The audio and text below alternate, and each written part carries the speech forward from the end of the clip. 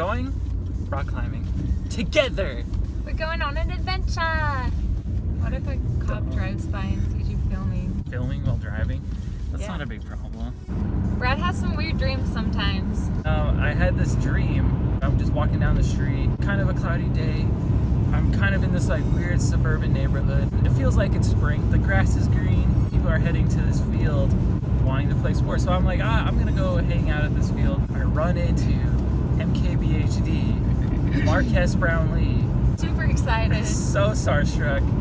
He's just super casual, super cool. He's like, hey man, do you want to make a video with me right now? And I'm like, yeah, totally. I'm like, I don't have anything though. And he's like, I got an idea. And we go into the field where all the people are playing sports. He's like, do you guys want to help us shoot a video? And they're like, sure. So we collect all the different balls and all the different sports paraphernalia. At this point, the dream gets a little blurry. We somehow created a game out of all the sports put together. It was pretty awesome. Anyways, after the shot, things get a little messy. Cameras get dropped. I find one of MKBHD's, Marquez Brownlee's cameras on the ground, and it's just muddy, and I'm like, oh crap, he probably wants this. And I see him just waiting at this bus stop, and I'm like, hey, I think you dropped one of your cameras. And he's like, oh, thanks. He comes in real close, and he like puts his hand on my chest.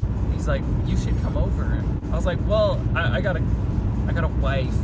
He's like, that doesn't stop anybody. He just comes in even closer. He's like, he's like, here's my number. And I was like, no, I'm not gay. He's like, that's what they all say. That's literally what he said in my dream. I woke up and I was like, what? MKBHD just hit on me. That's one of the stories. I felt like that's a little bit of an anticlimactic ending. Somewhere in your subconscious, you want MKBHD to be in love with you too. Probably. I wish. The second dream was with Jeremy Shada. He's fairly prominent in the cartoon realms, the fan bases. Such a realms in the cartoon realms. Picture this: a crisp, cool Canadian day in Alberta, Canada. You're looking at this grandmotherly house. It's brick walls, really dark colors, probably reminiscent of the late 70s or early 70s. I'm not sure, I wasn't alive. You step inside the dark brown door and you see just miles of just cream-colored shag carpet, pictures of family, dolls in a cabinet. The only standout difference from what a grandmother's house would look like, though, is that there was this bumping party going on. There was colors flashing. I'm just hanging out with none other than the Jeremy Shada. It's like we've been friends forever. Nothing gay in this one, fortunately, or unfortunately for some. He was just such a pal. Every time I see him now, I think of that dream, and it really hits a warm spot in my heart. Jeremy Shada, if you're listening to this, I would love to hang out. I know you're from Boise. We could meet there. It's your time to shine. Get in the spotlight. Lean in a little bit. Mm-hmm. Tell me a good dream that you had. I feel like you're putting me on the spot here. That's the point.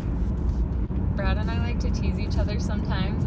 Oh my gosh. It started out real soft, like, oh babe, baby, oh babby, brab, instead of Brad, brab, Or breb, bread. or bread. I called him bread. And it just evolved from there, and it was like Barb, and then it like got even more disgusting. Barbie, Barnaby, Barnabas, and those are my pet names. So either be jealous or grateful. OMG, we're here.